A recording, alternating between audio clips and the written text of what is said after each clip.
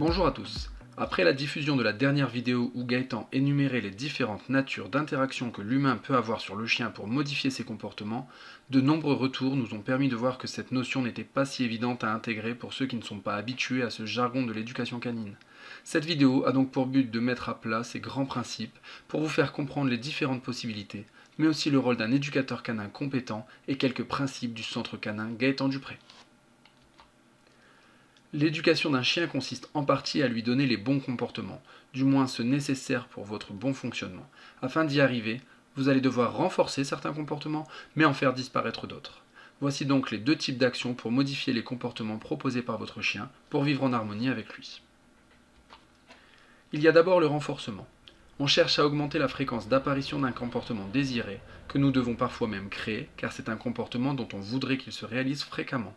Cela peut être suite à un ordre donné, comme le assis, ou même chercher à ce que le chien aille naturellement de lui-même vers ce comportement. Par exemple, aller vers le panier quand il souhaite être tranquille ou se reposer. A l'opposé, nous avons la punition. Elle fait suite à un comportement non désiré dont on cherche à diminuer la fréquence d'apparition. Cela peut être l'aboiement, la destruction, le fait de tirer en laisse. Ces deux comportements sont opposés, mais nous verrons plus tard dans la vidéo qu'ils se combinent malgré tout. Pour le renforcement comme pour la punition, il y a deux protagonistes. Lorsque l'humain veut intervenir sur le chien, il peut lui donner quelque chose. Dans ce cas, on dit qu'il ajoute un stimulus et l'action est dite positive. L'humain peut aussi retirer quelque chose au chien ou ne pas lui donner.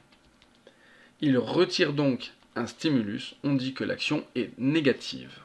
Attention, les termes positifs et négatifs ne sont pas là pour exprimer le ressenti du chien. Donner un coup est une action positive au sens de l'éducation canine, mais négative dans la perception du chien. A l'inverse, enlever la laisse est une action négative au sens de l'éducation canine, mais amène un ressenti positif pour le chien. Finalement, nous obtenons 4 situations différentes. Commençons par le renforcement. Nous pouvons avoir le renforcement positif, appelé R+. Le but est de donner quelque chose de plaisant pour le chien, pour qu'il recommence, comme donner une friandise, une caresse, un jeu, afin qu'il recommence le comportement. C'est le principe de récompense. Nous avons le renforcement négatif, appelé R-. Je vais retirer quelque chose de déplaisant pour le chien, afin qu'il réitère le comportement. C'est le principe du soulagement.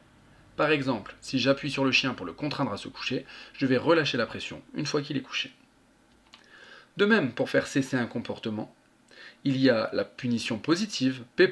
On va donc donner quelque chose de désagréable au chien afin qu'il ne recommence pas. C'est le principe de la sanction. Cela peut être des cris, une saccade avec la laisse, un jet de spray d'eau.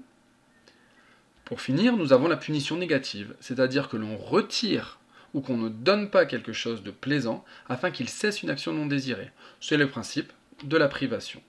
Les mots récompense, soulagement, sanction, privation permettent souvent une meilleure compréhension de ces termes techniques. Alors oui, 4 situations, mais comme je l'ai évoqué plus tôt, elles vont généralement se combiner. En effet, l'apparition d'un comportement s'associe généralement à la disparition d'un autre, et vice-versa. Prenons un exemple de renforcement. Si je souhaite renforcer une marche respectueuse de mon chien, c'est-à-dire que je ne lui demande pas une marche au pied au sens strict, mais juste qu'il ne tire pas et suive mes déplacements, nous pouvons imaginer deux schémas. Je m'arrête pour lui retirer le plaisir d'avancer vers son intérêt. Si le chien cesse de tirer et se positionne près de moi, je lui permets d'avancer vers son but. Nous avons utilisé du P- et R+, c'est-à-dire de la privation puis de la récompense. Un autre schéma pourrait être: je lui donne une saccade avec la laisse pour le déranger, je continue les saccades jusqu'à ce qu'il cesse de tirer, se positionne près de moi et je cesse alors les saccades. Nous avons dans ce cas utilisé du P+, et du R-, c'est-à-dire de la sanction, puis du soulagement. De même pour faire disparaître un comportement, comme faire disparaître l'aboiement de mon chien quand une personne sonne. Je peux alors attendre qu'il cesse d'aboyer pour le caresser et le féliciter de ne plus aboyer. Cesser immédiatement les caresses s'il recommence. J'ai utilisé du P+, puis du R-, c'est-à-dire de la récompense, puis de la privation. J'aurais pu aussi l'asperger avec un spray d'eau pour qu'il cesse. Cesser de l'asperger s'il cesse d'aboyer, c'est alors du P+, et R-, c'est-à-dire sanction, puis soulagement. Avec ces deux exemples, on comprend rapidement que toute personne respectueuse de son animal et que tout éducateur bienveillant souhaiteront utiliser au maximum des combinaisons de R+, et de P-, car ils sont liés à des choses plaisantes pour le chien, qui n'est alors jamais totalement frustré. A l'inverse, Le R- et le P+, la sanction et le soulagement, signifient qu'il y a un côté déplaisant pour le chien. Aujourd'hui, c'est ce constat qui divise l'éducation canine en deux mouvements extrêmes qui manquent de modération et de demi-mesure. Un clan qu'on pourrait appeler ultra-positif qui prétend avoir des résultats en utilisant exclusivement les méthodes R+, et P-. Un clan appelé éducation traditionnelle ou coercitive qui s'appuie davantage sur le R- et le P+. Les positifs reprochent au traditionnel le manque de bienveillance et le risque d'obtenir un chien résigné ou agressif. Les traditionnels reprochent aux positifs de manquer de résultats, une vision utopiste déconnectée de la réalité de certaines situations. Au centre Canninguet-Étang-Dupré, les éducateurs ne cherchent pas à s'inscrire dans l'un de ces deux camps. Selon nous, la méthode à mettre en place doit respecter trois grands axes. Le respect. Nous aussi aimons les animaux, et tous nos gestes sont motivés par une profonde bienveillance envers l'animal.